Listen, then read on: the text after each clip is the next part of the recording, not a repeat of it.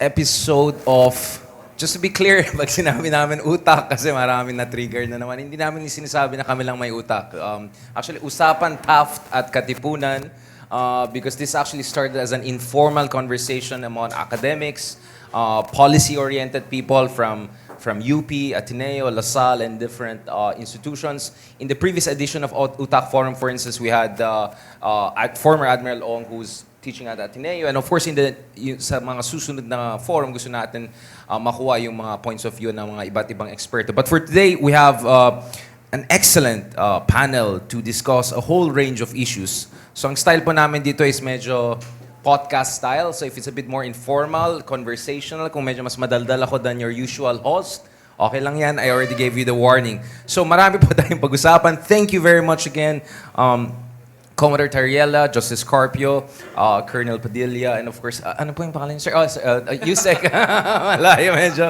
Wala pa yung kape. Yan, okay. So now you get the vibes. And of course, yours truly, Richard Haydarian, vlogger before everything else. Marami tayong pag-usapan. So maybe I will start with, because medyo breaking news yan. Kagabi pa lang kinakausap na kami ng media about this issue.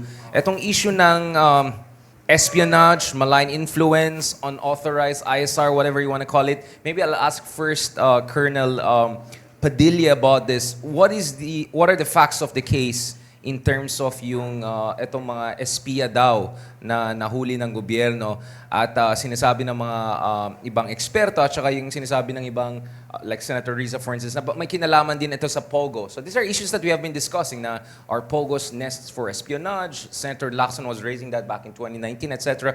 What are the facts of the case, and should we look forward towards certain big developments also in the coming days to the degree that you can share? Thank you, Colonel. Yes, Chart. This is an ongoing investigation, no? So hindi ko pwedeng i-deal itong facts of the case in detail, so to speak. But generally, kung ano naman talaga yung what the public has already seen, no? This was a joint operations between the Armed Forces of the Philippines and the NBI. And nakita natin dito nga na may kahina-hinalang mga activities itong Chinese national. And nung nahuli nga siya dito sa Makati with a RAV4 vehicle, meron siyang mga improvised na technological equipment sa loob ng sasakyan.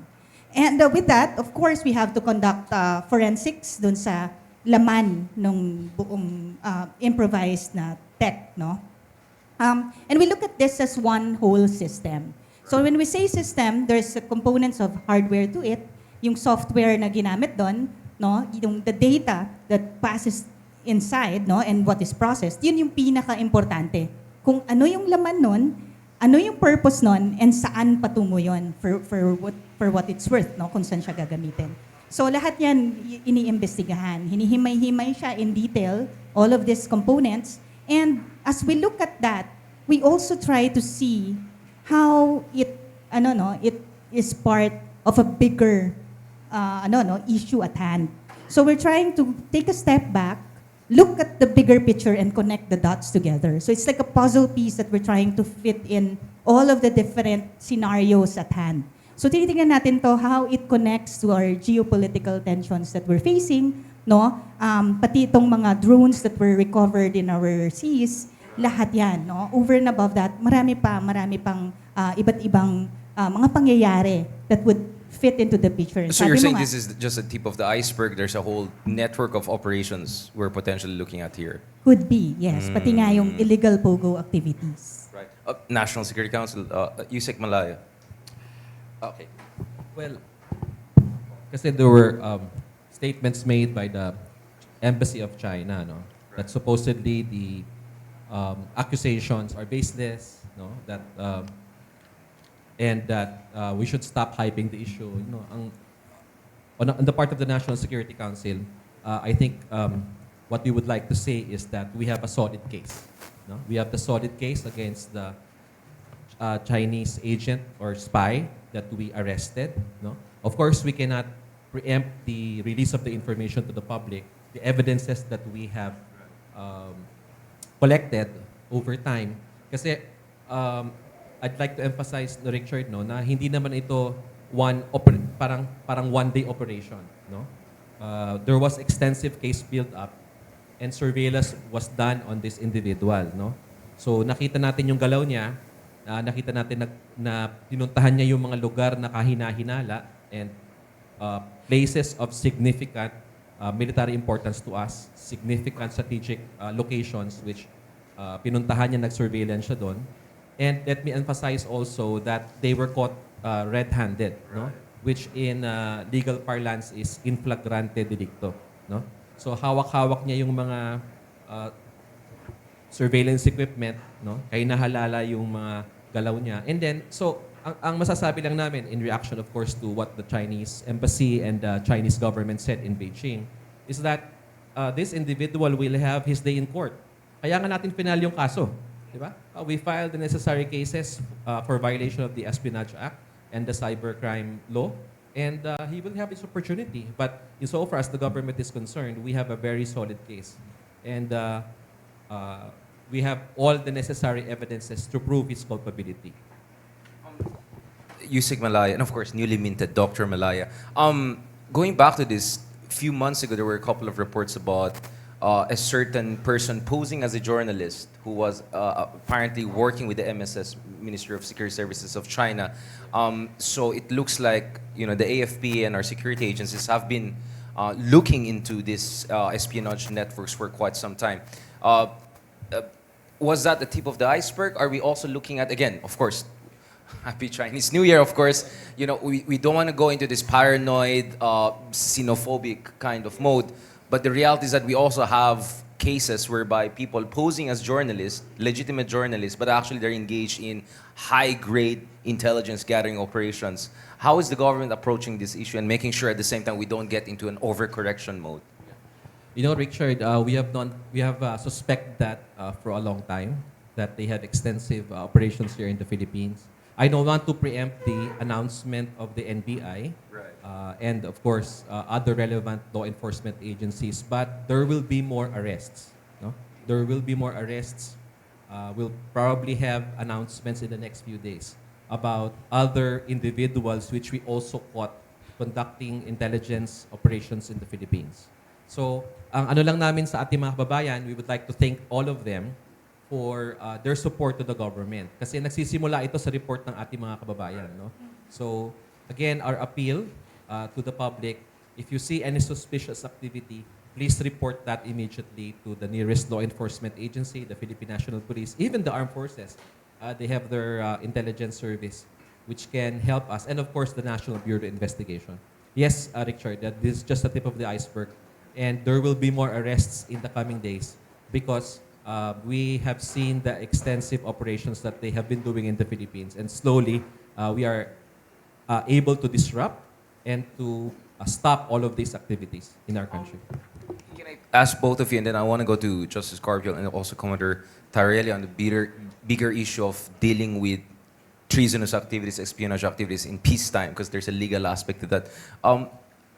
But before that, where's the Pogo angle here? Because the concern was that you had a massive influx of nationals from certain country. It looks like the verification mechanisms were not optimal. There were already concerns about PLA or Chinese intelligence agents embedding themselves in some of these supposedly legitimate business activities or online casino activities. Anong kinalaman ng dalawa na yan? The reason I'm asking that is because I don't know, maybe this is just correlation, not necessarily causation. But sabi ng marami, kumonti daw yung mga spam sa text nung paalis na yung mga Pogo, right? So at least maybe, there's one thing we know at least baka may kinalaman mga yan. But the more serious concern could be perhaps where's the Pogo angle on this? If you look at it, there's a different side of the Pogo dito, no? Yung illegal side nila. Ang nakita natin dyan, with all of the investigations that have been made, may mga human trafficking tayo that was involved. Meron tayong mga cyber incidents, no, na mga spamming incidents, scamming, and ito was evidence, no, by dun sa mga raid that were conducted, and nakakita din tayo ng mga equipment na nandoon. What I'd like to point out here is para sa ating mga kababayan na wag i-downplay ito. Kasi some are saying na hindi naman high-tech itong equipment na to, and but what matters is the data that is being taken and how it's gonna be used. Pag titignan mo yung data that's inside, no, the NBI will give a list. These are hundreds of topographic images of critical infrastructures. So our power grids, our camps, our PNP and AFP camps. So bakit itong mga to ang talagang nandoon, no? Mga pantalan natin, mga frequented by Filipinos, malls, 'di ba? So mall goers sa mga Pilipino eh. So syempre, for us in the Armed Forces of the Philippines, we look at national security in general and all of this that has an implication to national security, such as critical infrastructures, talagang titignan natin yan. So we really do not downplay all of these things and we really value nga po itong mga reports that are coming from our kababayans. Kasi pati po yung mga na-recover nating drones from the seas came from our fishermen. Sila yung nag-report nito. No? So, ngayon, may mga nakikita tayo like in social media. In the news kagabi, sir, meron din nag-report about yung kahina-hinala nga na Chinese national taking videos of PCG assets, no, and Navy assets. So, itong mga to, we're looking at all of these things and trying to see how all of these incidents fit into a grand plan. And if speaking of grand plan, I mean, one of the defense you always hear from folks in the civil society, especially from the Chinoy community, is this idea that, oh, you know, we were talking to a person who asawa niya Pilipino, 10 years na siya dito. So, are we saying that it's possible that the MSS or China is targeting also Philippine-based or even Filipino citizens for that matter? Because some people are trying to use that to say, hindi yan magsaspy kasi Pinoy naman yan just because may Chinese blood or something. Is there a particular demographic that is being targeted? Is it a diverse demographic? Just for people to have an idea. Yes, sure, no. Ang una natin ditong we'd like to point out is we do not want to promote xenophobia and racism. So we're not targeting a particular race or ethnicity or kung ano man. But ang tinitingnan natin dito is evidence-based. So we always work on empirical data on kung ano yung nagagather natin, no, na kahina-hinala nga. So it doesn't necessarily hone in, but ang nagkakataon talaga is nag-hone in siya to particular nationality. So, but again, it's always evidence-based. And yun nga, ang sabi ni Sir, they will have their day in court. And doon naman, they will have the opportunity to really put out their case out there. I'll go back to the critical infrastructure, but I also want to get the view of other panelists. Justice Scarpio, going back to this, what is your read that our perhaps legal software has not been updated enough to deal with the liquid warfare, this kind of new emerging security challenges we're facing in the Philippines? Do we need to update our laws to deal with peacetime, treason, espionage activities, etc.? Yes, I think we need to update our criminal laws. For example, under existing law, under the revised penal code, treason can be committed only during wartime. So, a Filipino who does this help the Chinese gather information vital for our national security cannot be prosecuted for treason. So we have to change our laws because iba na ngayon, no? We are now in the cyber age, and the Chinese don't have to send their people here. They can just send robots, drones to gather information or use Filipinos here. So we have to update really a lot of our criminal laws, especially on national security. Thank you for that, Justice. I'll get back to that theme again more. Comrade Tariela, you have been at the forefront of dealing with trolls. I mean, it's like, I think we can change notes on the analytics, right? But this is information warfare, right? And it's a serious warfare because it's a battle of narratives for the hearts and minds of people. Is there an evolution or change you see in the narrative strategy? How serious is this information warfare? Do you expect it to get even worse in the coming months and so? But before that, can you also give us an update dun sa nangyari on the ground right now, itong monster ship ng China na mini-monitor nyo? So a little bit of update on the ground and then going back to this more information warfare and espionage team. Thank you, Richard. The China Coast Guard monster ship that we monitored last January 4 at a distance of 54 nautical miles away from Capones Island, Zambales.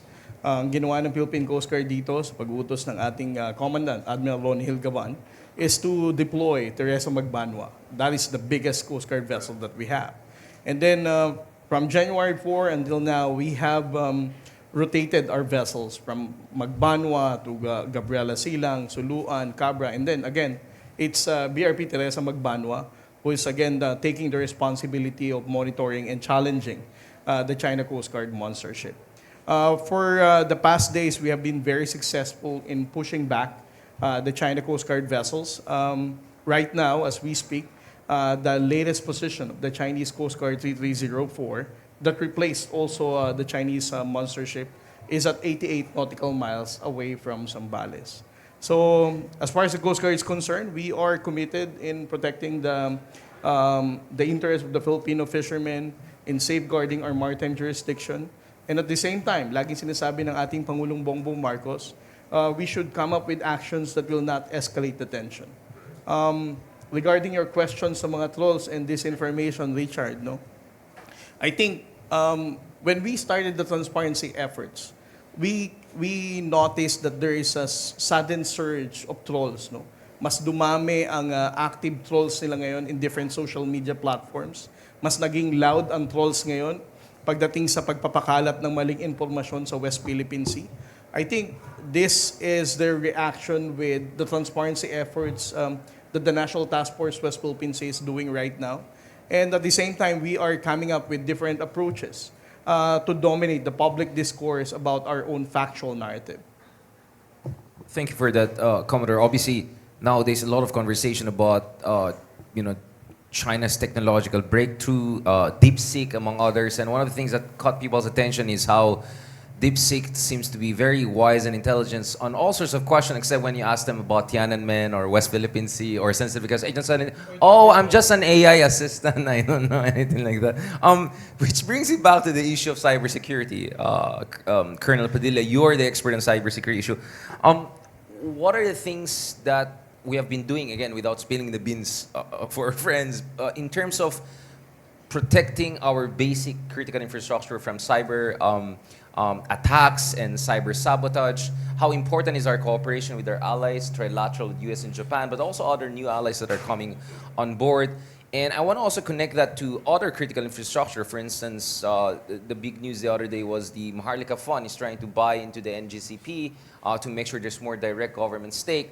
But then again, you talk to technical people, they'll say it's not the financial part which is the issue, it's the engineers who run the show. It may be 40% China, but 100% China when it comes to the technical engineering part, right?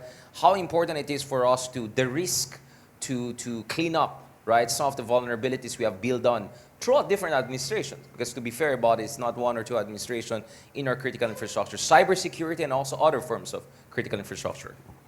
Yes, Richard, no? In our command conference nitong January, our commander-in-chief or president has given the AFP guidance on strengthening cybersecurity, not just within the AFP, but in coordination with different agencies as well. So kung titingnan natin dito, we're looking at this not just on the security aspect, but cyber operations in general. So how do we use all of these gadgets? Paano magiging mapanuri yung ating mga kababayan and all this, no? So, ang kasama natin dyan, task natin is to teach them about cyber hygiene. Kasi security is everyone's responsibility. So, kung ang great online presence natin, gamitin natin to our advantage, makakatulong ang bawat kababayan natin. So, we can use social media to give reports, to make all of this video showing itong mga kahina-hinala, then they can be part of evidences and all those things, no? So, ang cyber operations is not just it's a system nga, no? How we use this hardware, ano yung policy natin to use certain softwares. So, kung tingnan nyo, yung US, they already banned TikTok, diba? Which is a Chinese-owned... Until Trump saved them for 90 days, but let's see where this... Yes, so may mga ganon. So, ang tinitingnan natin dyan, how the Philippines will also look at all of this as an angle of us trying also to have certain policies that will govern our presence in the cyber domain. Kasi nga, ang laki ng presence ng Pilipino sa cyber domain. No? So, lahat yan tinitingnan natin. And of course, the advent of artificial intelligence. with AI now, you don't even need to have a troll farm with all of these people in front of computers. You can just use an AI and yun na siya, no? Lalabas na yung ano. And the possibilities in artificial intelligence is endless. We can use it for different means. So, ang tinitingnan natin dito, if AI is being used to attack us, to be antagonists on our part, then we also have to look into AI for our defense. Do you have something to say on TikTok? I have a lot to say on TikTok, but maybe I'll talk to their legal team first, man. You know, I mean, especially elections also coming in, right? I mean, one of the reasons raised in the U.S. for banning TikTok, although there's a Trump element there, is that it's not only what's happening now, but what could happen in an event of conflict, right? So one of the scenarios, let's say there's a war over Taiwan, and then, you know, vast majority of Americans are, you know, into TikTok, then there could be a manipulation of information to undermine a kind of a, you know, rallying around the flag, or a kind of at least basic understanding of the facts of the case when you have a whole of nation approach, supposedly, when you're dealing with conflict. What is the level of discussion right now in the Philippine National Security Council when it comes to these issues? Because the DeepSeek now is, everyone is downloading it, so much so that now I think it's only restricted to people of Chinese numbers or something like that. Sa dami nagda-download because it's just so easy to use. It's so efficient. And then, of course, TikTok, which is doing very, very well. How worried should we be about these things without being, again, paranoid and overcorrective and also unfair to these folks? I mean, shout out to TikTok Philippines. You know, they helped me to restore my account, which weirdly went, you know, banned and then returned, right? Like, weird things happen. Yes. Siguro, Richard, before I answer that, balikan ko lang yung sa amendments to the Espionage Act. Yeah, kasi this as part of our discussion on espionage.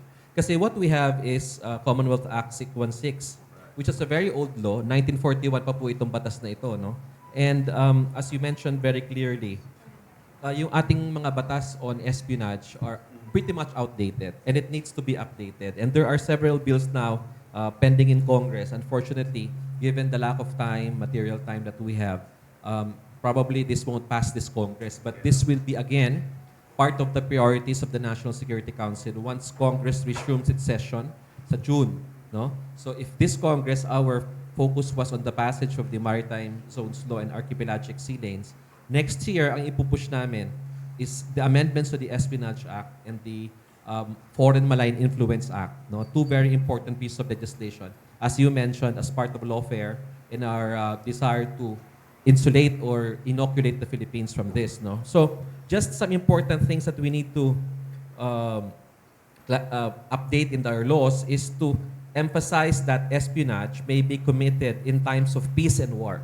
No? That should be very made clear in our laws. No? And the violation, no, can be imposed on a foreign nation or enemy of the state, whether this be domestic or foreign. It has to be very made clear also. These are the things na gusto nating ma-amend. No? The use of drones, for example, kasi dun sa lumang batas of photographic evidence lang, no? Dun sa lumang batas, if you take photos of a military installation, that is espionage. But if you use a drone or if you use a similar machine or device, hindi siya explicitly provided in the law. So we would like to include that as well.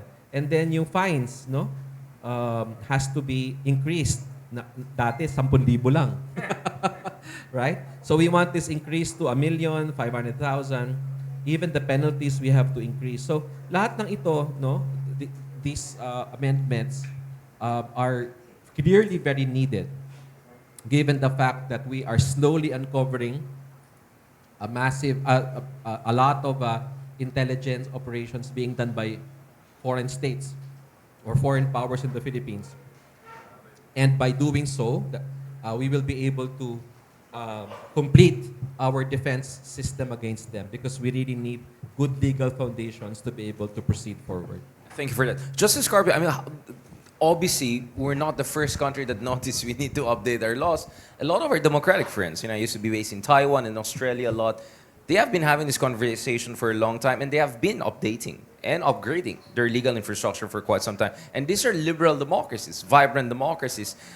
What are the best practices, perhaps, that could serve? Of course, it has to be a Filipino-specific legal update. But nevertheless, we do have best practices that we can draw on, right? To make sure. Kasi for sure, sasabihin naman ng mga, yung mga nag-aspire. Kasi kung 10,000 lang, okay na yan. Kung kikitain ko 1 million, 10,000 lang.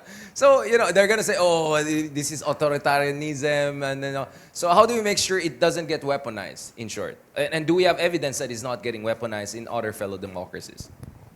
Well, the US and the Europeans are a good example because they have updated their laws on espionage, but they have they have protected freedom of expression. Right. No? So Australia has also recently updated their laws, and it's about time that we also update our laws. But the protection will always be there. It's in the Constitution, so that cannot be changed. But we just have to have a change of mindset. Remember, during the time of President Duterte, he even allowed DITO, which is obviously supplied by Chinatel. All the equipment comes from China, to put up these towers within all military camps nationwide, and that was allowed.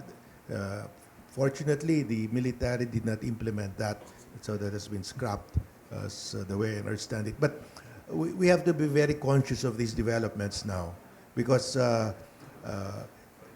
even our phones are being tapped all the time. I mean, it's very easy to follow. You don't know it, but all your emails are already being tapped. No? So we have to be very conscious. For me, I just assume that I'm being tapped by China. I mean, and so you just have to be careful. But we have to update our laws also. Thank you. That's why ganun yung mga sagot niyo sa akin in the middle of the night, just in case may gising ba sa kabila. Commander Tariela, I mean, kailangan ba ng kasuhan din ng libel? Kasi, I mean, maybe justice could also put something in this. Minsan, I mean, of course, as a public official, the threshold is different, but minsan medyo iba na no? Kaya parang ayoko mag-government. Parang ngayon pa lang ganyan na what if government ka na, di ba? Alam mo, Richard, the other day yata, the Congress already mentioned the possibility of looking into itong mga trolls na nagpapakalat ng misinformation. They also mentioned the West-Philippine Sea in countering our transparency efforts. So I think the Congress and Senate, I think last year, Senator Jinggoy also filed a statement na the Senate should look into those trolls that counter our narrative in the West Philippine Sea. As far as the legislative branch is concerned, I think it's not just us who notice this, that they need to look into the limiting the freedom of expression. No? Alam naman natin how the disinformation and fake news affect our position in the West Philippine Sea. And sometimes may mga Pilipinong na bubola itong mga China trolls na to. And that makes our position very hard to push to the Filipino people for them to understand our position in the West Philippine Sea. And obviously, it's not just trolls, right? There's some people who have suddenly think tanks popping out of nowhere. They're suddenly experts on South China Sea. I never heard of zero Google Scholar citation, but apparently they're experts on UNCLOS. I mean, they're going toe-to-toe with Justice Carpio and Jay Patumbakal. Should we nudge our friends to be a bit more transparent about where their loyalties lie? Like, alam mo, hindi lang to mga claiming to be an academic. Itong mga ibang pro-China trolls na to, hindi na nga trolls, these are real people. Ay dating gobyerno, taga-gobyerno before. They used to be public officials. May maayos ang reputasyon noon, hindi na lang ngayon, dahil pro-China na sila. kung may blank item, ikaw blind item sa Congress. Wait, okay. Justice Garvey, you want to say something on that? Because, legally, wala naman problema, di ba? You can just enroll as a, you're an agent of foreign influence. I mean, there should be mechanisms like that, right? Para wala tayong problema. Kasi wala naman akong problema in terms of academic discussion. As an academic, I love it. But when your argument is always pro-China and then you happen to be based here and parang copy-paste ng press statement ng ibang embassy, that raises some questions, right? So we're not against academic debates. I argue against Philippine cases in some of the writings I have, but iba yun sa parang nangyari sa iba. Should we nudge our friends? Should we have a mechanisms for registration as foreign influence agent? Well, in the US, they have the Foreign Agent Registration Act. You have to register if you are acting as an agent of foreign government, if you're receiving any kind of compensation from foreign government. I think we have actually a law, but it's not being implemented.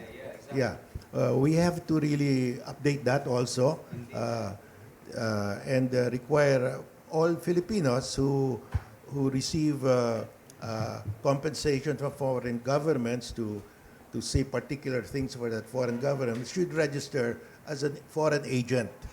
That can be required. That will be constitutional. When you say compensation, let's say you're taken to some five-star hotel somewhere nice in, let's say Shanghai or something. Does that pass as compensation, or should be like a certain amount of money, wire Well, transfer, etc.? Right? Well, it should be a certain amount, but it can also be benefits. Benefits, Many yeah, like fellowship, Yeah, like because- visiting scholar. Yeah, in the U.S. Constitution, they call that emoluments, but it's broadly interpreted. That would be an emolument also if you receive a first-class ticket, your first-class hotel accommodation.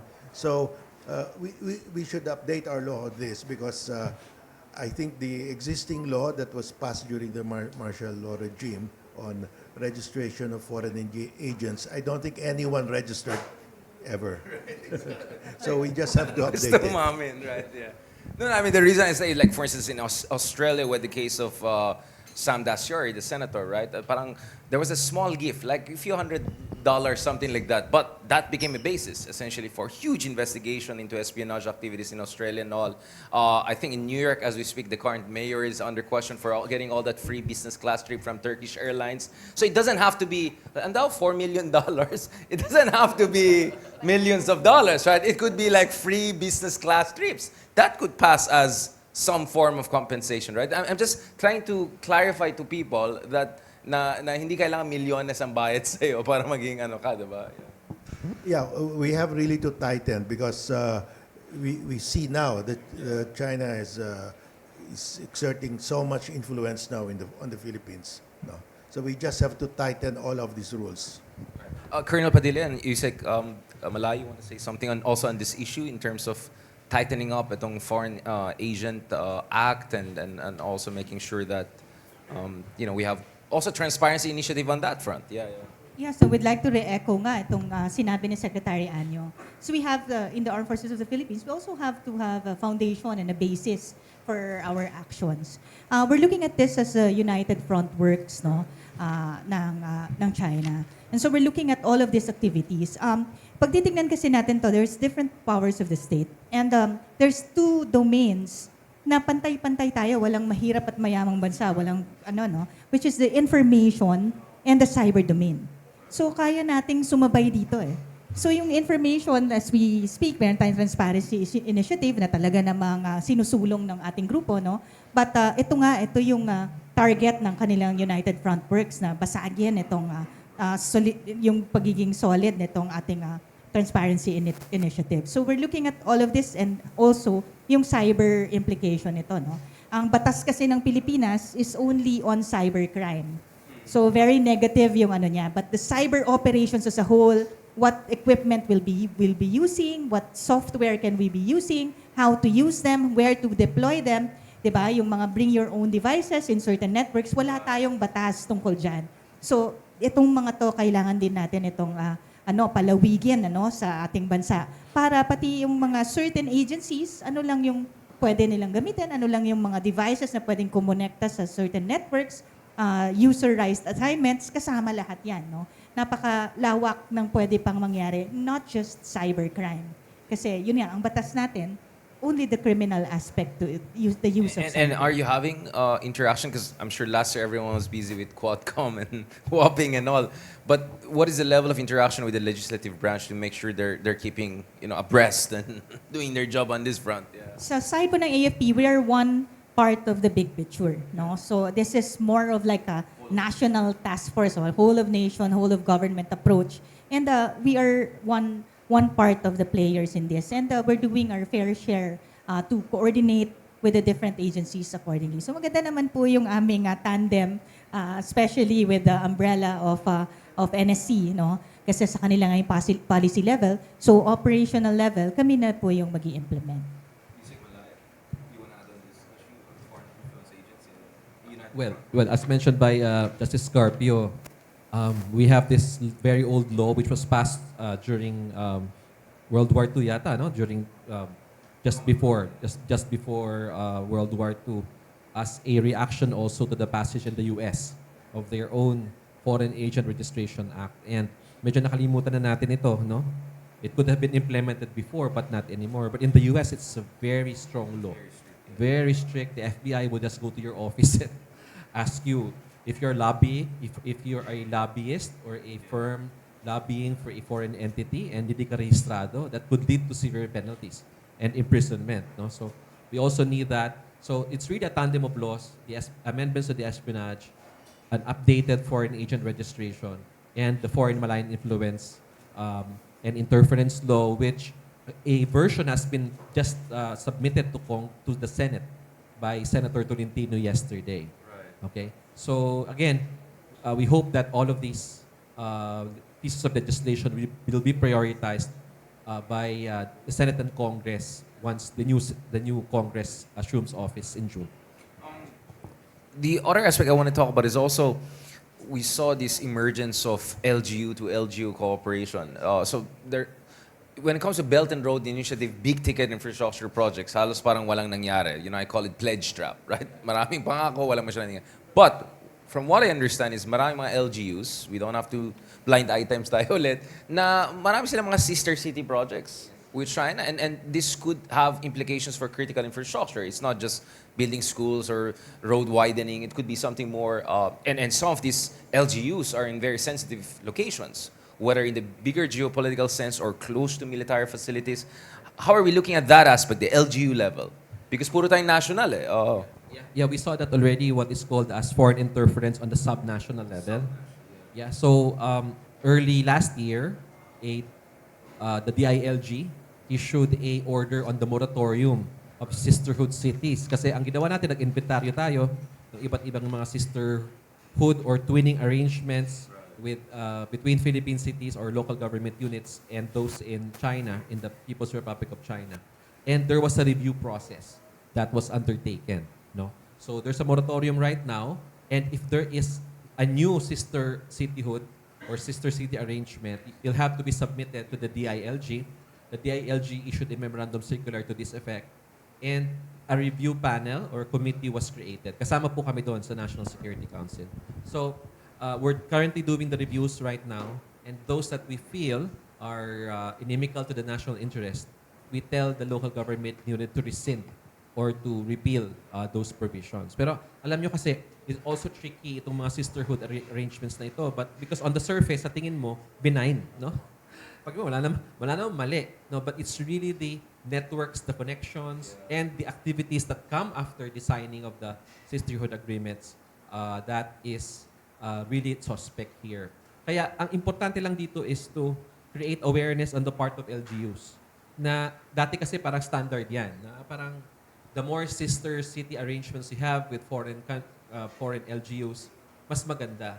But now they understand that these could be instruments of foreign malign influence, and if they do so, sila na bahala. They can now guard themselves rather than always the national government telling them. So it's more of making them more resilient and make them more aware of the pitfalls of entering into sisterhood arrangements. Are you seeing a lot of these sisterhood arrangements in, again, you don't have to name names, but in particular sensitive provinces, maybe facing West Philippine Sea, Taiwan? You know? Yes, we saw that, no? So we saw the LGUs had sisterhood arrangements were in strategic places, either facing the West Philippine Sea or adjacent to a EDCA site, or in an area where mining operations are present, and these the minerals in these mining operations are important critical minerals for many nations. Yeah. Hindi ko naman sinasabi. Ayaw mas name drop. Yes, Justice. Yeah, Richard, I also like to bring up the Chinese Confucius Institutes. Right. That many of our schools have entered into arrangements with Chinese universities for Chinese universities to establish, let's say in Ateneo and UP, in other schools, China institutes. And it's a one-way ticket because China establishes... Walang reciprocity. Yeah, there's no reciprocity. We have allowed China Institute in UP, in Ateneo, but Ateneo and UP do not have Rizal institutes in their counterpart universities in China. So we should demand reciprocity because right now they can distribute any kind of material, information they want in UP or Ateneo or in other schools, but we cannot explain our position on the West Philippine Sea to the Chinese people. So it's a one-way street. So we should demand at least reciprocity. I want to go back to the issue of actually RORES and all of that, and also with Colonel Padilla and National Security Council. So you gave us an update, Commodore Teriela, on the monster ship situation and all. What is the RORES situation in terms of resupply of our our facilities and our people dyan sa West Philippine Sea? Richard, when we discuss RORE, that's actually an AFP operation. But as far as the Coast Guard is concerned, we have been supportive of the resupply mission going to Ayungin. The last RORE mission was very successful. The Philippine Coast Guard vessel was also there to support the resupply operation. As to the details of which, I think the Armed Forces of the Philippines is in a better position to discuss the entire operation. Thank you. I mean, obviously next time we'll try to have also DFA and others. But from an AFP standpoint, Colonel, because the last major incident and was around June last year, right? And when there was an injury to one of our servicemen at least. But since then, there has been no major incident. So there are a lot of theories. One theory is my understanding, my arrangement, whatever. Again, what are the facts of the case to the degree that you can share? And what do you attribute the fact that there's no longer a major incident? Is it because China's accepted that we're not going to accept bullying, that we're going to stand our ground? Does this have to do also with America and our allies also standing with us? To the degree that you can share with us, ano yung dahilan na hindi nangyari yung mga kababalagan na nangyari last year? Kumbaga, yeah. Sa tingin ko, chart policy level yon, no? Yung higher level than the AFP. On the side of the Armed Forces of the Philippines, itong ating mga RORE missions, rotation and resupply, is the mandate of the AFP. So as long as we have AFP personnel in all of these features that we hold, no, we will continue to perform our mandate to look at the welfare, no, ng ating mga deployed doon sa area. So this is a regular thing for the Armed Forces of the Philippines kasi mandato nga namin to provide for good facilities for them, to feed them, and look out for their well-being and welfare altogether, no. So hindi lang kasi to iisang feature lang. All of the 9 features at any one time regularly natin kinokonductan. In fact, all the other 8 features we use gray ships for that, no. So continuous yan natin na ginagawa. Kung ano ang usapin na nakapaloob doon, that would be on a higher level authority to discuss. But in terms of the AFP, we will not be deterred to continue providing for these RORE missions to our troops in the ground. Sa tingin ba natin, nahanap ba natin yung right formula to make sure that China gets the message na hindi tayo magpa-intimidate? Or do you think that this is an evolving threat and accordingly we have to keep on upping our game and working more with our allies and all? I know medyo speculative question yan, but my point is that syempre evolving yung situation on the ground. China is not the China of 2 years ago, and I'm sure they're also responding accordingly. May pangtapat din sila sa Transparency Initiative, right? Or they try to, right? So I'm sure they're constantly adjusting to us, no? Meron bang new versions of salami slicing? Are we worried about setting dangerous precedents if we have certain arrangements here and there, right? I think ang napopoint out at napapakita natin dyan as a whole, no, with our great magandang samahan with other agencies. So we are in very close coordination with the Coast Guard in all of these RORE missions as well. And we actually salute the Coast Guard for yung kanilang pag-deter, no, sa paglapit nga nitong mga vessels ng China dito sa ating features. But ang maganda nating i-point out dito is the great resolve of the Filipinos to continue on with this independently. So, tinitin natin dyan, even if we have offers to conduct RORE missions all together, no, we do it independently. Kaya natin with our own resolves, with our own assets. As we continue to modernize And as we also continue to strengthen alliances with like-minded nations, tinitignan din natin kung ano yung maitutulong nila. And not just for this, not just for these missions on sea, but nag-ano rin to nagre-resonate din siya pati sa ating HADR mission. So, itong alliances natin, mas malawak yung sakop din niya over just doing these RORE missions. Thank you for segueing into the next important part because we want to talk about how the new Trump administration, what are the implications for our bilateral lines. But Yusek Mala, you want to add also on the RORE issue from the National Security Council point of view in terms of coordination, making sure everyone is working together, lessons learned, learning lessons, moving forward? Well, Richard, alam mo naman that we have the preliminary understanding. No? Yeah. And the preliminary understanding really is a direct result of the June 17, 2024 incident wherein meron tayong violent incident na nangyari na naputulan ng daliri yung isa sa ating mga tropa. So as a result of that, the People's Republic of China saw that they're not going to get any good press whensoever dito sa mangyayaring ito, and they thought of coming to terms with the Philippines. No, they saw the reputational damage that they suffered worldwide because the entire world knew how barbaric the actions of the Chinese Coast Guard was. So that led to the BCM meetings that produced the preliminary understanding. So that was a breakthrough, and I must emphasize that what's good about the preliminary understanding is that we can now resupply our troops in BRP Sierra Madre in a peaceful fashion, and we have been doing so in a regular way since the signing of the preliminary understanding. And in the last BCM, both sides committed to continue the implementation of the preliminary understanding. So on the side of the Philippines, this really is a good step and also on the side of China, because that means that they are also open to some sort of arrangement. Because at the end of the day, what's critical is BRP Sierra Madre is still there. No, there's no way that it's going anywhere, and that we are committed to resupply our troops because they are a symbol of our sovereignty in that area. Sure. Yes, Commodore, and then also Justice. Yeah, please. Yes, I would like to just highlight that the provisional understanding that we have with China is only targeted in Ayungin resupply. Right. It doesn't apply to the entire West Philippine Sea. Right. There is no provisional understanding whatsoever that covers the entire West Philippine Sea. Right. It's only concentrated in Ayungin. But aren't you fearing that China will push for that? That yung precedence issue that, then maybe next we have to do on Sabina show. Next. Yeah. I don't think that we need to agree on something if we believe that West Philippine Sea belongs to the Filipino people, right? I mean, we can have that provisional understanding in Ayungin because of what had happened in June 17. Right. But we should not come up with the idea that another understanding will also be applied in different pockets of the West Philippine Sea. Because as far as the Philippine government is concerned, we have sovereignty and sovereign rights in this area.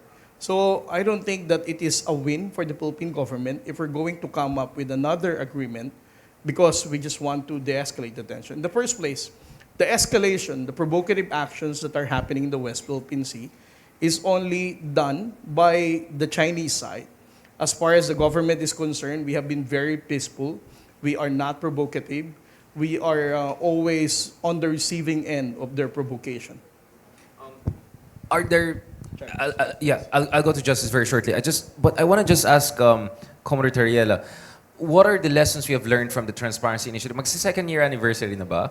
Parang magsi-second year na, di ba? Yes, the first news that we released in 2023 was actually the military-grade laser. That's the first news that we started the Transparency Initiative. Yeah, so second year this coming February 12. Right. So we're just a week away or so. Yeah. But again, the question ng mga tao is, how is the transparency affecting the Filipino people? There are some critics saying that the transparency is not really that effective to counter China.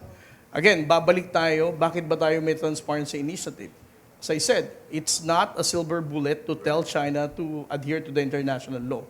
Our main objective for the transparency efforts is to create awareness among the Filipino people. And based on the last survey conducted, more than 84% of Filipinos says that they are supportive of the Philippine government's efforts in the West Philippine Sea. 91% of the Filipinos are also aware now of what's happening in the West Philippine Sea. This can also be further translated with making sure that the Filipino voters will no longer vote for pro-China candidates, right? So as far as the objective of the Transparency Initiative, since we launched it 2 years ago, we have been very successful in doing that. Setting the baseline, no, of what is acceptable, what is our national position, what is international law, what is our, yun lang, my concern is there's still a 3 or 4%. like for me, why is it not 100%?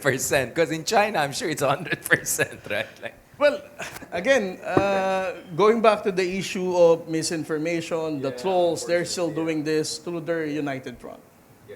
Justice, parang every week tayo nagpo-podcast on this issue. Pero have you noticed over the past 4 or 5 months, wala tayong masyadong bad news on West Philippine Sea relatively, right? And I think we were, to be honest, I think a lot of us, maybe this is my case, we're a little bit worried that things could get out of control, right? Patapos ng Biden administration, distracted, war in Gaza, Ukraine, oh my God.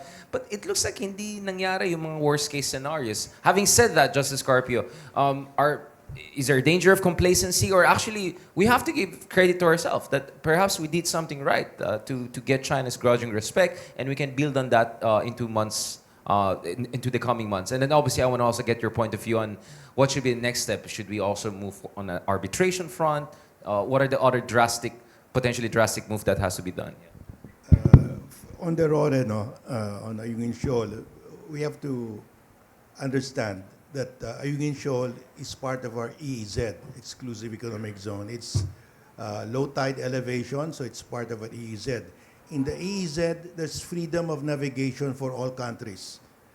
So the U.S. can go to Ayungin Shoal anytime they want without seeking permission from China or from any other country, not even from the Philippines. South Korea can do that, Japan can do that, Australia can do that. So with more reason, the Philippines should be able to go to Ayungin Shoal at any time without asking permission from China or from any other country. So I'm worried that this particular preliminary agreement will be taken by China to mean that they have some sort of control over our RORE. They do not have. We do not need their consent. We do not need to inform them whenever we go to Ayungin Shoal, because it's our EEZ, and in the EEZ, all the nations of the world have freedom of navigation. They can go there anytime. That's why I agree with Commodore Tariala that we cannot expand this. This is unique, and this should be temporary, and we should end it as soon as we can, because China will tell late. I can see what China will do now. Let us expand this preliminary agreement to the entire West Philippine Sea, because we have agreed to it. No, we cannot, because otherwise we will be giving up our sovereign rights. Let me be very clear.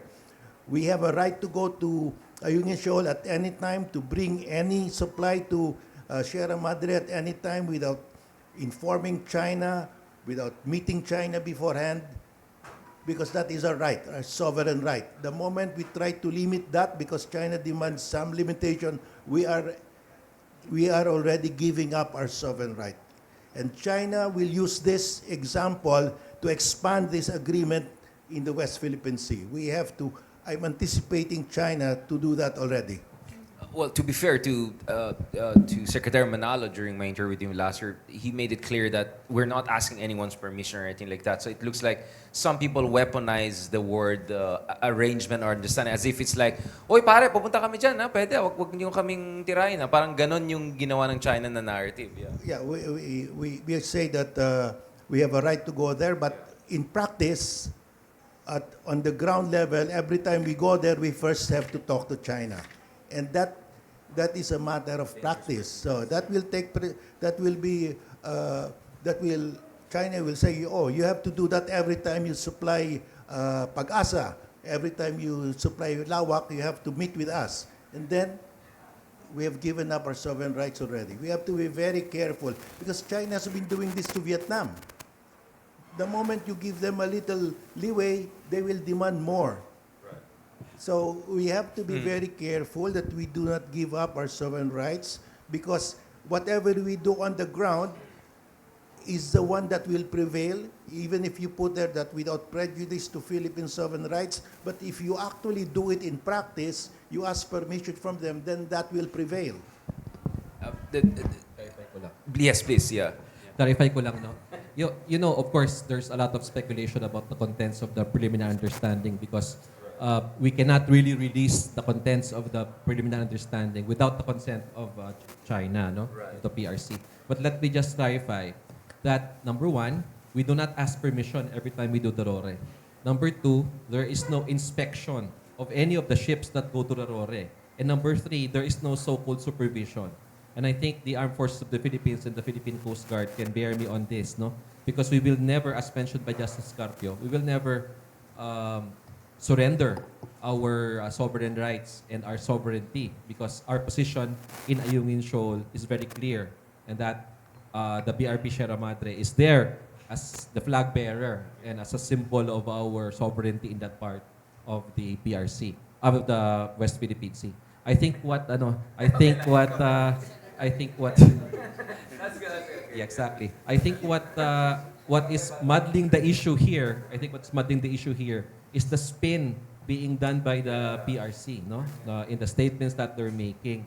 But let me just make it very clear to the public, as mentioned kanina, that there is no permission, there is no inspection, and there is no supervision whatsoever. Just to be clear about this, and I maybe Colonel Padilla also can comment on this, is it because there was a gentleman's agreement in the past, whatever that was, that China's thinking they can have this mini gentleman's agreement? Is this they're trying? Because I'm trying to understand it. You're talking about precedents, right? The precedents I can think about is the gentleman's agreement under the Duterte administration with China. My sense is that if you're China and you had a gentleman's agreement with Duterte, your sense is you can always have something along those lines, a baby version of the gentleman's Kasi agreement. what brought the preliminary understanding was the fact that the PRC realized that we will never back down. The PRC realized that we will continue to resupply our troops in BRP Sierra Madre no matter what happens. No? Right. So they tried water cannon, they tried military-grade laser, they tried every playbook in the coercive manual that they have. And it did not work because we continued to do what we needed to do. Diba? Tuloy lang tayo ng tuloy. And then they found out na it's useless doing all of these coercive actions to them because the Philippines are not being deterred. The Philippines is not being intimidated. So they were the ones that called us, mag-usap na lang tayo. So that brought the preliminary understanding. Maybe you don't have to answer it. I'll just ask Justice Carpe. Hindi kaya kailangan din natin ng bigyan ng konsuelo mga kaibigan natin para lang may masabi sila. Para lang may masabi na shouldn't there be an accommodation of the need for face saving or consuelo as a matter of diplomacy, not operational reality? Because I think both NSC and Coast Guard and AFA have made it clear operationally China has no say in what we do. But in terms of diplomacy, hindi kaya Justice, we have to give them some room to save their face kasi napaya sila. Well,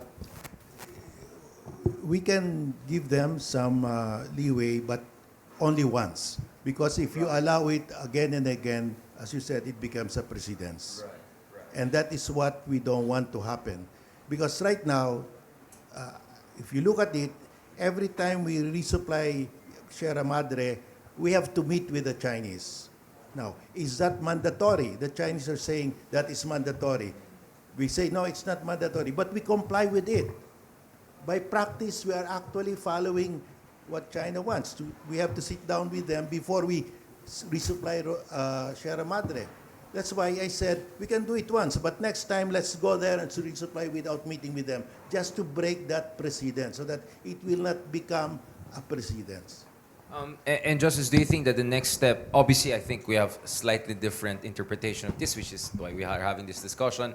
We're not supposed to have 100% consensus. But Justice, do you think that we, at this point, considering the fact na medyo tahimik ang West Philippines, maybe it's the typhoon season, I don't know, whatever, na is it time for us to think about the next step, including potential another arbitration case? I haven't heard from DOJ recently, but there was a news item na naman the other week na baka there's a second arbitration on the environmental front.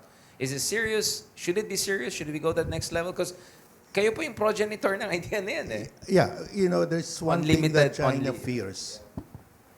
China dreads that we will bring China to another arbitral case. But we should, because that's exactly what they fear. And we have an opening because, one, we filed our extended continental shelf claim off the coast of Palawan, beyond the Spratlys. and China protested. China said, no, we own that because that's within the 10-dash line. Under the rules of the UN Commission on the Limits of the Continental Shelf, everything is frozen the moment there's an opposition. So we cannot move forward. There can be no decision because the rules say the UN Commission will not act because there is an opposition. Under the rules, it's up for us now, if we want to move it forward, to file the arbitration case.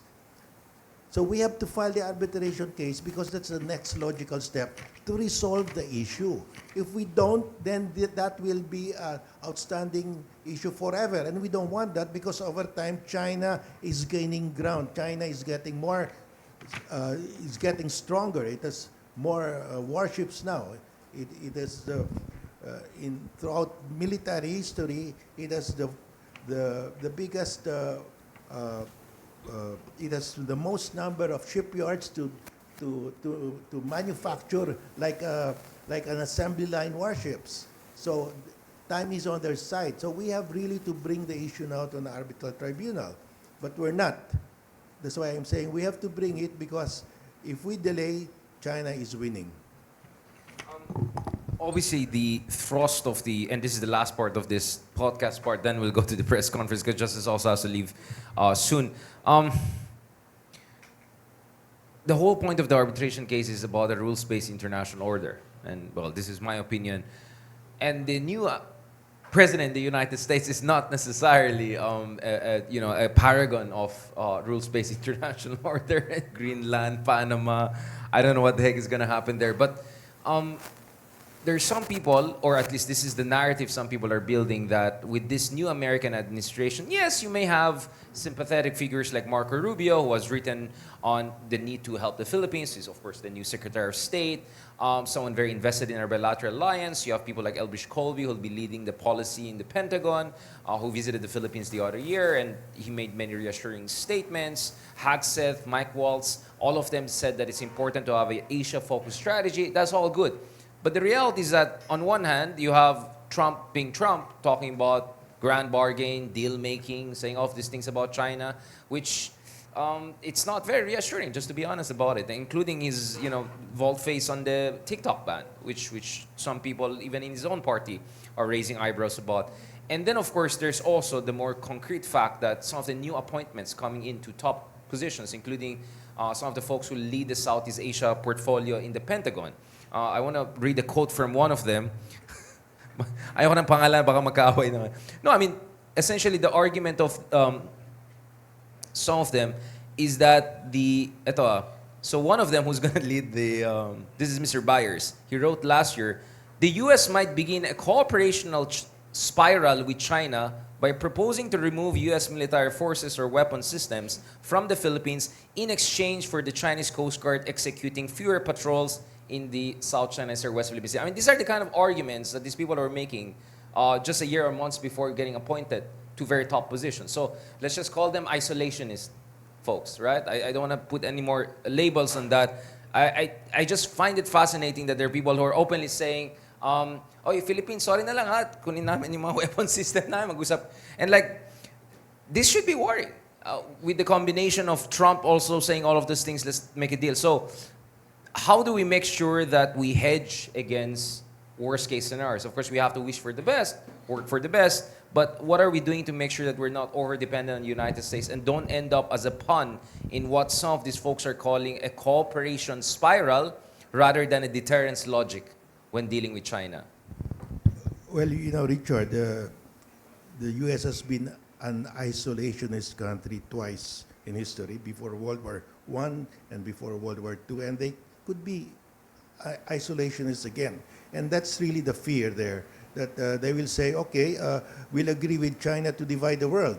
President Xi has offered the U.S., let's divide the world. The first island chain will be, everything within the first island chain will belong to China, and beyond that, the U.S. And, Trump is a deal maker. We don't know how he will decide eventually, although we have a lot of friends in the State Department, in the U.S. Congress, Senate, and House, and the military. But the decision maker is something we really don't know. Because remember, Trump said just before he assumed office, he said, we cannot blame Russia for invading Ukraine. What if tomorrow Trump will say, we cannot blame China for invading the Spratlys? So we really don't know. So how do we react to this? How do we respond? We have to strengthen our external defense. There's no other way. We have to we have to modernize the AFP. And that's why we're questioning why Congress chopped off 15 billion from the AFP modernization fund and put it in the flood control of DPWH. We have to strengthen our own, because at the end of the day, we can only rely on ourselves. The U.S. might become isolationist. So we have to have deterrence, just like Vietnam. They have 6-kilo class submarines, they have fighter jets, they have anti-ship missiles. Of course, they cannot beat China in a war, but they can give China a bloody nose, and that is enough for deterrence. That's what we want, deterrence only. Right now, we don't have that deterrence yet. So we have to spend more on AFP modernization to achieve that deterrence, because we don't know really what Trump will do. Because Trump is threatening to withdraw from NATO. If he can withdraw from NATO, that's a mutual defense treaty of the U.S. with Europe. He can also say, we'll withdraw from our mutual defense treaty with the Philippines. He can do that also. If he can do that with Europe, with more reason he can do that with us. So we have to be prepared for that day. Thank you. To be fair, I don't think even Trump knows what Trump wants. So, like, the theory is the last whisper in his ear, but I don't want to go down that road. AFP, Colonel Padilla, what is the Philippines doing to make sure na hindi tayo hostage sa whims of whoever is occupying the White House, whether it's Trump, whether whoever is the next? Because as a sovereign nation, we have to have a say, right, on what the heck we're going to do about our own national interests. The reason I'm saying this is because as we speak, although just for transparency purposes, it was the former Biden National Security Council people who tagged me with this one. Oh, yung mga magre-replace sa amin, ganito. And the next thing I know, even my Republican friends were saying, check out some of these guys getting in. So, shout out to some of our friends there. But the reality is that, parati natin pinag-usapan yan eh. There are alliances. Alliances are important. But at the end of the day, as a sovereign nation, you call your own shot. You have to protect yourself. What are the things we have been doing and what are the things we should do aside from the fact na hindi kaltasan yung budget from 50 to 35 billion? That's 30%. Yeah. Yes, no. Ano naman dyan is hindi tayo dependent on one particular nation for anything. What we do, even in our RORE missions, no, we do it independently despite offers for some nations to help us conduct it. No? So over and above that, while all of these things are happening, no, we are modernizing, we are strengthening our alliances, upskilling our personnel. No? So makita niyo dyan yung mga kasama sa ating mga balikatan exercises, how we upskill our personnel, no? Yung skill sets nila, integration and interoperability with yung mga capabilities ng like-minded nations. So we have also our RAA with Japan, no? Itong huling balikatan exercises, which used to be US and Philippines lang, last year we had active participation of the French Navy, and Australia was also there actively participating, no? And different countries who were there as observers are now signifying intentions to also have active participation in the different exercises that we hold. So we are not dependent on one particular nation for all of these things. No? Lumalawig itong ating cooperation with the like-minded nations and well-meaning nations, because at the end of the day, all of us wants the same goal, no? To have and maintain a free and open Indo-Pacific. And a lot of other countries are now showing actively that they're into this one goal with us. No? And in fact, maybe just in the same way in Europe, there's discussion about them shouldering their own burdens more, the Germans and the French. Maybe the effect could also be our allies in the region will also step up. It's not like Japan or India or small players or Australia. These are trillion-dollar economies. So I think before pushing the panic button, we have to realize that, yes, China is big, but there are also other players who are not small. And some of them are even bigger than China potentially, like India down the road. Kaya Yusek, from a National Security Council point of view, how are we, I don't want to use the word hedge because we're an ally with the United States, obviously, but how are we making sure that our options are not circumscribed by the whims of Uh, wouldn't be nice if we have just peace with China. We'll solve all the problems together. Like, how do we make sure we're not confined to those kinds of... Siguro, Richard, let me answer that question by first saying that we are at the early stages of the Trump administration. No, it's very early. No, we're still trying to, even the people in the State Department, even the people in the Pentagon. And of course, sorry, if you can also say something on the 90-day freeze on the aid. Yeah, Yes. please. Even the American public, they're also trying to find out, navigate through the new administration. So I think this is just part of the adjustment period, no? But what I think what I must emphasize is in the early stages of the administration, or like 2 days after the oath taking, Secretary Manalo and Secretary Rubio had this very important phone call. It was number 3 on the list of all countries. That's right. And here in this call, Secretary Rubio underscored the U.S. ironclad commitment. No, I was not really expecting this early, because if you remember, this ironclad commitment really was utilized by the Biden administration. So it's now being used by Secretary Marco Rubio. So that really shows the continuity of American support and, as I quote, ironclad commitment to the Mutual Defense Treaty. And both parties also talked about advancing security cooperation, talked about expanding economic ties, and deepen access for regional cooperation. And this was followed by another meeting between Defense Secretary Gibo Chodoro and the new National Security Advisor Mark Waltz, wherein they also talked about strengthening the alliance between the Philippines and the United States. So I think if we base our assessment here, it really shows the solid foundation of the US-Philippine alliance. And it would be too early for us to speculate on what this might be. Now, talking about how the U.S. deals with NATO, really, President Trump's issue with NATO is about the contribution of member nations into the cost of NATO, because the United States is the one paying for the large chunk of NATO expenses. So what Trump wants is, since we're providing this security umbrella, you have to step up as well, because the cost to the United States is enormous. And he would like to devote these resources to the American citizens, to the domestic. So logically, what are we in a position to tell Trump, you stand with us because we're doing our part? Exactly.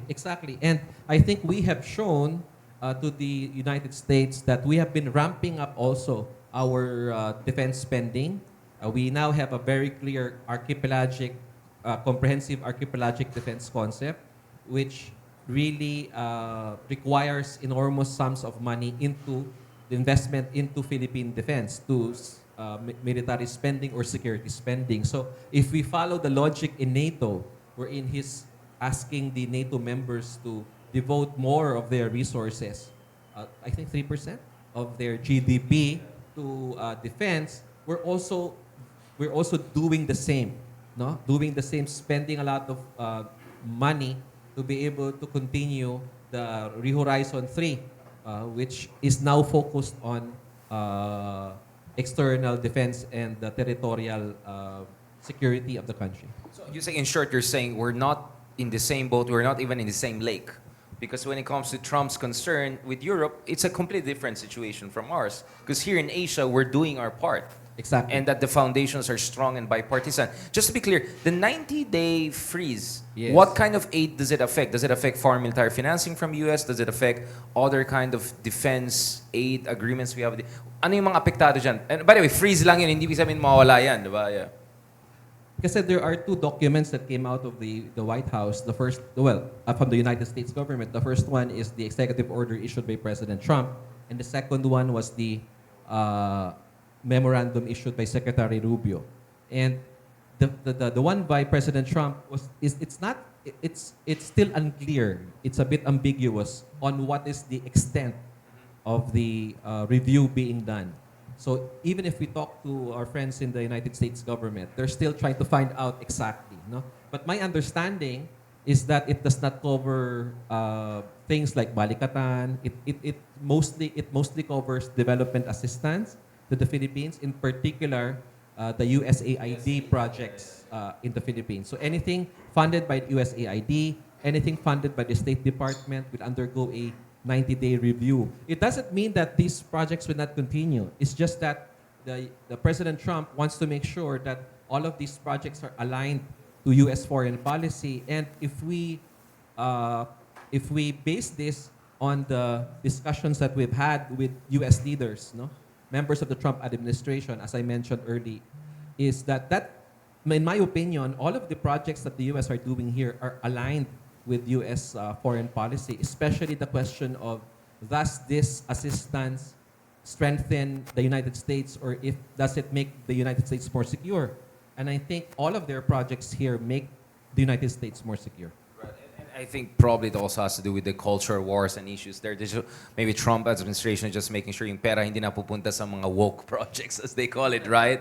It's not really about, MAGA, we don't care about the world. So you're saying it's not an isolationist thing, it's just kind of a reassessment of some basic alignment in terms of America's spending abroad, because this is taxpayers' money for Americans, so it should be understandable. Again, I'm saying this because we have friends who are making mountain out of this. And sinasabi na, paano na yung mga budget ng mga bayaran ng Amerika? May mga nagpapatawa. Sabi, kamusta naman China? Medyo nag-shrink yung economy. Baka naman.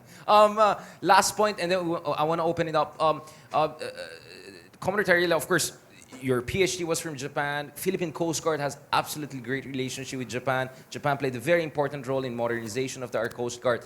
What do you have to say about the other important players in light of the fact that we had an RRA ratified with Japan, the French are coming in, and I think people forget, actually a lot of our modern weapon systems are not American, they're Koreans, they're Indian, Israeli. You get what I'm saying? So I think people forget that actually we are very diversified already in terms of our defense acquisitions, and also in Coast Guard, how much helpful other countries are aside from the U.S.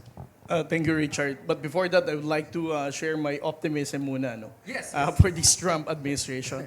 I think people has already forgotten that the first time that they clarified the Mutual Defense Treaty that is also covering South China Sea was during the time of President Trump and having Secretary Pompeo as a Secretary of State in 2019.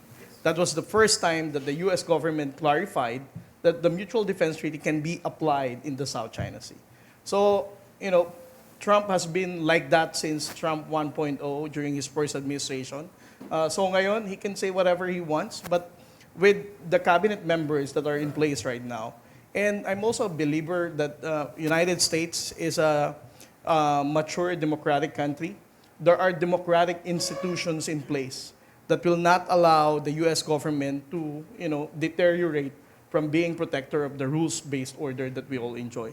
And, without going into the details kasi alis si Justice Carpio, I would also like to highlight that the transparency effort of the Philippine government is also anchored in protecting our interests na hindi tayo dependent sa isang bansa lamang. The transparency initiative that we're doing is to create awareness to the international partners who are protector of the rules-based order. We have to make sure that across Europe, Japan, Australia, and the entire world, to include India, that there is this one country that is intentionally and blatantly violating the international law. I've always been mentioning this. The transparency efforts allow the international community to understand that our fight in the West Philippine Sea is not just for us, Filipinos. It's not just for our own sovereignty. It is a fight for everybody that wants to preserve the rules-based order. Otherwise, we're going to go back to the system before the First and Second World War that might justifies whatever actions that they can do.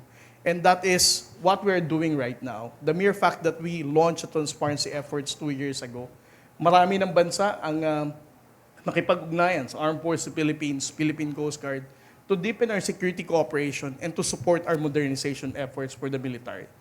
We can now hear from Germany, France, United Kingdom, and Canada as well. Even the Indian government is also supportive of our efforts. And that's another positive impact of the Transparency Initiative. Beautiful, beautiful.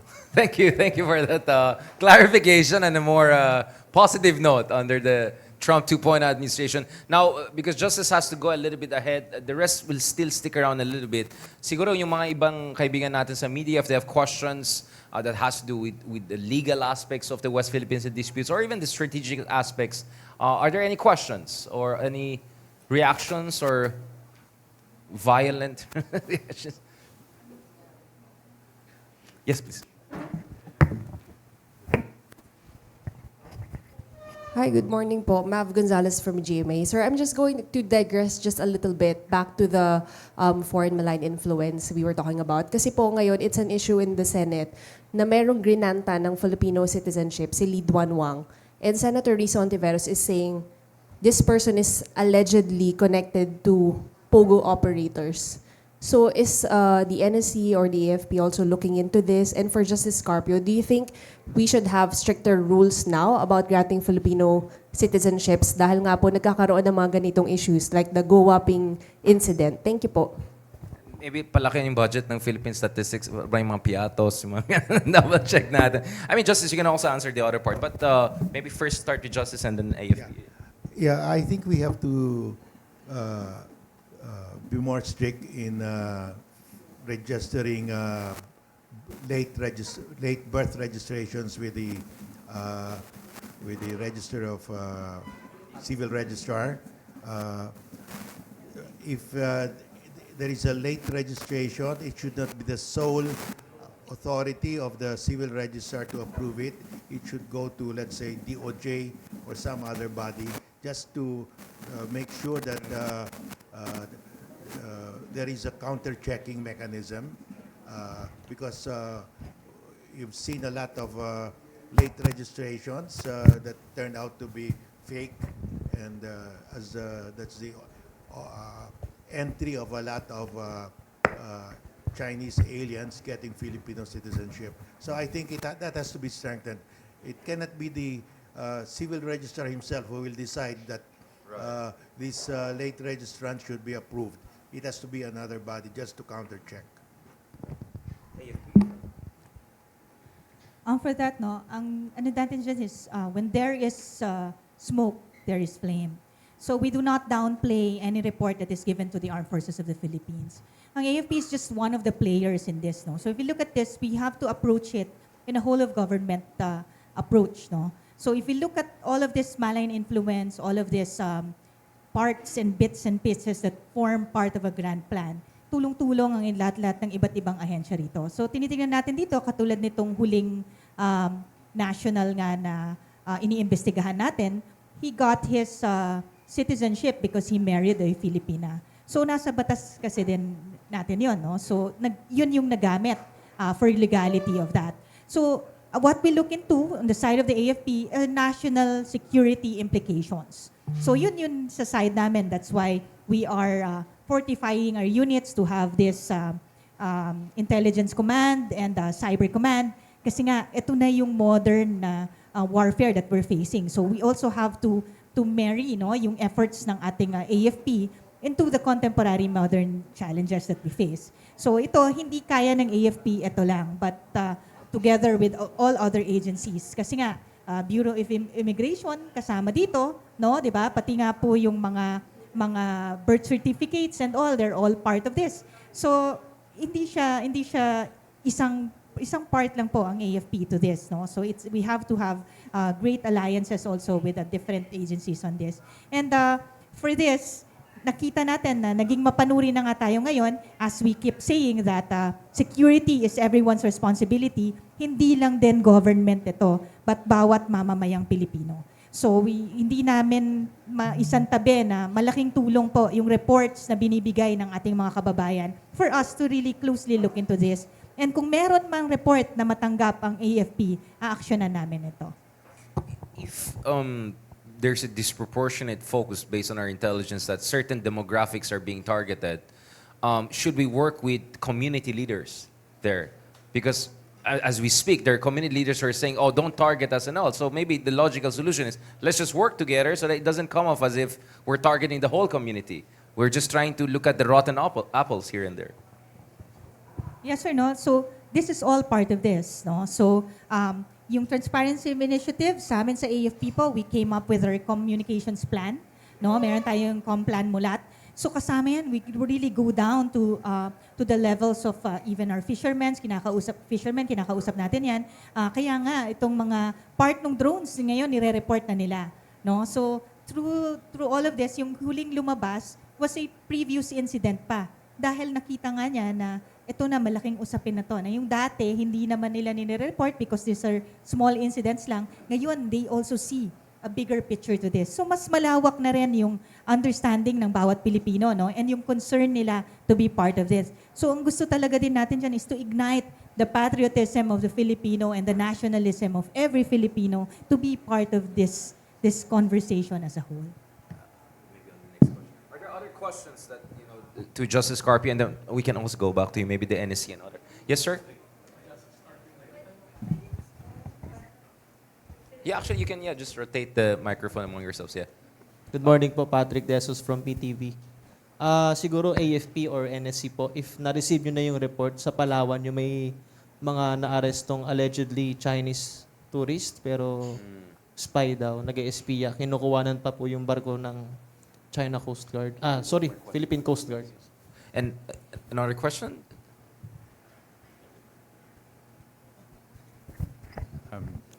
Sasaki from the Kyodo News, Japanese. I wish to ask to Dr. Malaya about MRC Typhoon. Regarding MRC Typhoon, China is now criticizing about the system, saying that it's not a defensive weapon. It is offensive and strategic weapon, which is capable to carry nuclear warhead. How do you comment on their views? And is the nuclear umbrella deterrence is needed for the Philippines? Maybe also Justice Carpio, you can comment on this, but we'll start with Yusek Malaya, please, sir. Yes. Doon muna sa unang tanong tungkol doon sa insidente sa Palawan. Yes, no? We have been coordinating very closely with our intelligence services, with the Philippine National Police, the National Bureau of Investigation, and all law enforcement agencies of government. Gaya nga nung sinabi ko kanina, because there will be announcements here in the next few days. No? Siguro what I can say right now is that there will be more arrests. And this includes what happened there in Palawan. No? Because we have ramped up our counterintelligence efforts. And because of that, we're slowly unraveling the conspiracy, no? This operation that being done by foreign actors to conduct espionage in the Philippines, no? Ayoko lang pangunahan ang National Bureau of Investigation and the Department of Justice.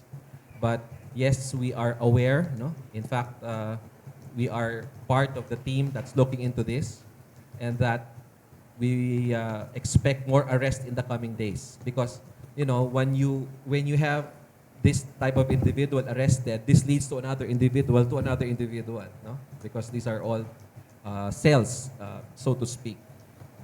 Okay. As to the other question, the Typhoon missile system, I think the Philippine government has made very clear its position that the presence of the Typhoon missile system in the Philippines was part, of course, of the Balikatan exercises. So the purpose of that was to train Filipino troops in utilizing this.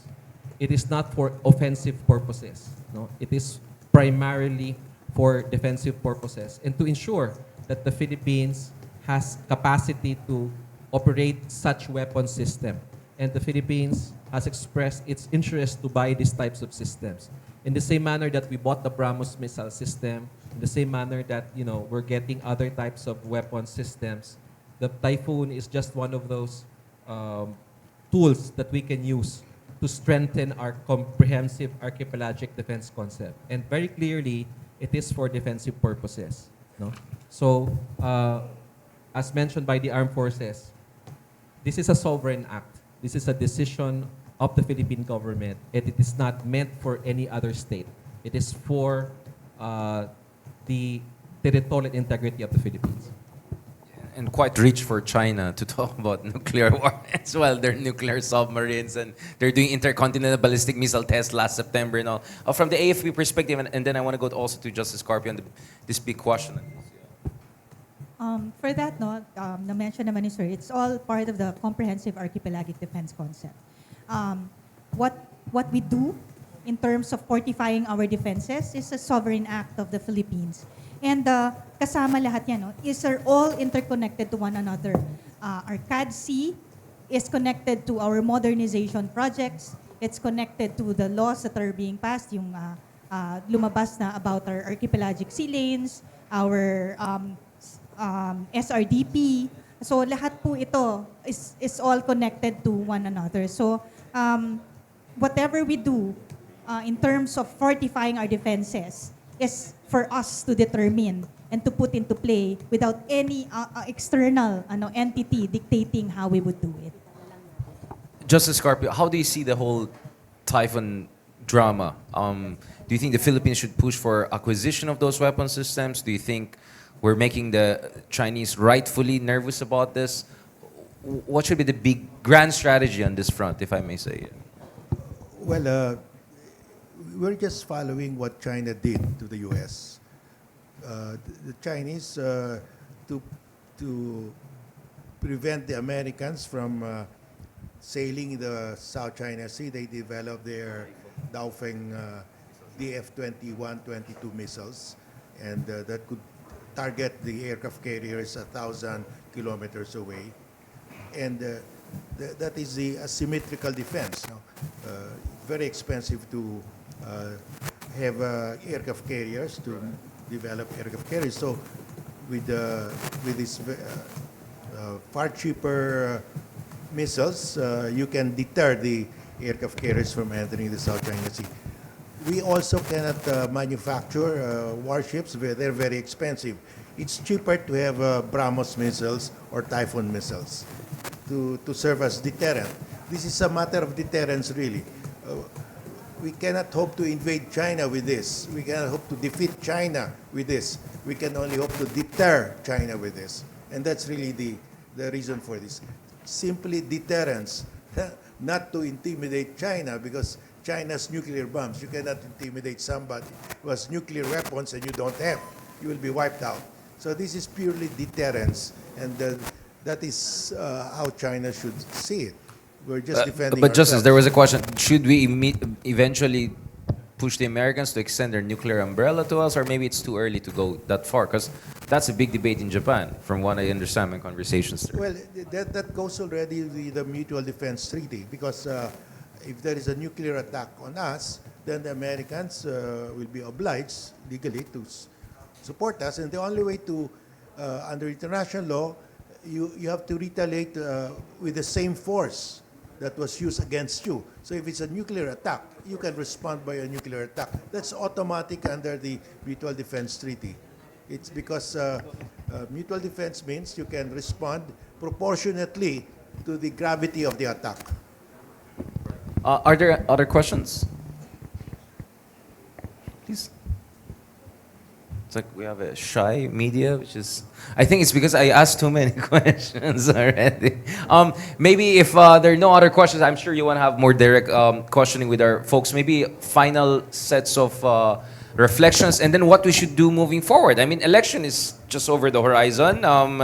Should we more proactively call out certain questionable behavior, perceptions, narratives? Because I think we have to be honest that the Philippines is, for me, in a kind of a double Cold War, right? One is we're caught in between US and China, but the other one is that there are two major political families also fighting, and that will very much shape the upcoming elections. I know our government people cannot say much about that, but I'll start with you, Justice Carpio.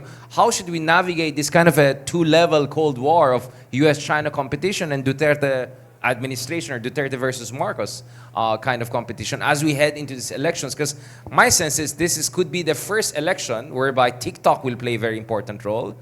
We saw that in the US, with the swing voters going for MAGA. We saw that in Indonesia with Prabowo's elections last year. But also, I think this is the election where we'll see a lot of discussion on West Philippines issue. We're already seeing surveys, no? Na boboto ba kayo sa mga pro-China candidates? We never had surveys like that before, right? Now we can have even... So that means that the tenure, the cadence, the trajectory of conversations is getting more serious because we're in a very serious situation. I think people are not realizing what's happening to us is not just normal espionage activities. This is like Berlin of the 21st century. I don't want to scare people, but I think we have to realize we are at the very front line of big tectonic movements in terms of geopolitics. Justice Carpio, maybe some final notes on that, and then also what are the things we should do moving forward, especially with elections coming in and things getting very hotted in the Philippines. Yeah. Well, there is only one country in the world that is invading us using use of force or threat of force, and that's China. It's invading our maritime zones. It's invading our island territories in the West Philippine Sea. And there is only one country that is able to support us, to help us deter China, and that's the US. So it's very clear where we should ask for help, who should be our ally in this epic struggle to defend the West Philippine Sea. So, and in the Philippine context, you have families here. One family is allied with China, another family is allied with the US, and that is how it's being played now. So, at the moment, we are forced to ally ourselves with our former colonial master because our colonial master has no more territorial or maritime designs on our territory. It's China that has territorial and maritime designs on our territory. So I think the choice is obvious. We have to defend our maritime zones and our island territories. That's the first obligation of a state, to defend its territory, because without territory you don't have a state. And that's the way I look at it. We really have no choice but at this point to have the US as our ally, because it's the only nuclear-armed country that's willing to defend us against a nuclear-armed China. Thank you. So avoid false equivalence. Just quick point, Justice Scorpio. Obviously, you know, you and I have not been shy of being critical of governments throughout different administration. Even when you were inside government, you were critical. I think in media, in academia, we're always trained to be, basta kung anong position ng government, dapat we have to check it to balance it. I'm not saying that we shouldn't criticize the government, but do you think it is also important for people to realize that we need to have, I hate to use this word, unity more than ever, right? Considering the urgency of the situation we're facing. That's why I use the term whole of nation. Whole of nation doesn't mean that we'll just be okay with whatever happens with the government. But whole of nation is also this basic understanding na may mga bagay kung saan talaga dapat magsama-sama tayo. And may mga bagay na talaga you have to have private-public partnership, and civil society has to work in tandem. I mean, this conversation is very much multi-sectoral, right? Not only interagency. What do you have to say about that, Justice? Because you're the most experienced person here. You have straddled government, civil society, and academia throughout the years. Well, as I said, I think the government now, the incumbent administration, is on the right path, right policy as far as the West Philippine Sea is concerned. I mean, we just have to tweak some of the strategies and the tactics, but it's on the right path. We have to assert the arbitral award, we have to defend our island territories, and we have to strengthen our alliances with the US and like-minded states. And we must invite our allies to sail in the West Philippine Sea, because by sailing the West Philippine Sea, they're actually enforcing the arbitral award. And we are on the right track, but we have to tweak some of these things because, like for example, arbitration, there's a reluctance to file an arbitration case now. We have to convince the government to do that. Thank you. So proactive. Commodore Tariela, final words? You want to borrow the other microphone? Minsan nagugulat ako kay Richard pag biglang ako na yung tatanungin, sir. Well, I think West Philippine Sea is the most unifying issue that we have right now. And the 2025 midterm election, para sa akin, this will be a litmus test on how unified the Filipinos are when we talk about the West Philippine Sea issue. Noong mga nakaraang eleksyon, we never ask accountability among the candidates how they stand or how they view the issue in the West Philippine Sea. But because of the transparency effort of the National Task Force West Philippine Sea, under the leadership of General Eduardo Año, we were able to awaken the sense of patriotism ng ating mga kababayang Pilipino. They were also asking like how ordinary Filipinos can support our fight in the West Philippine Sea. I think this coming election, this is the best way that you can support our fight in the West Philippine Sea.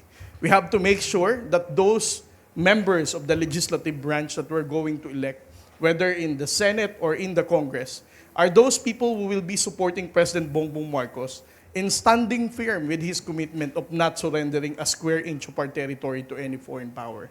Huwag na tayong magboto ng mga kandidato na pro-China at hindi susuporta sa modernisasyon ng Armed Forces of the Philippines at ng Philippine Coast Guard.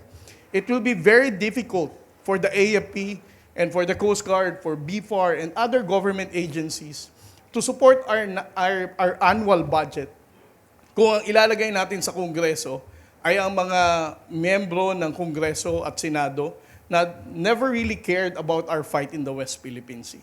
So, the most important and patriotic contribution that you can do for our fight in the West Philippine Sea are elect members of the legislative branch will be supporting our government in not surrendering a square inch of our territory. Thank you.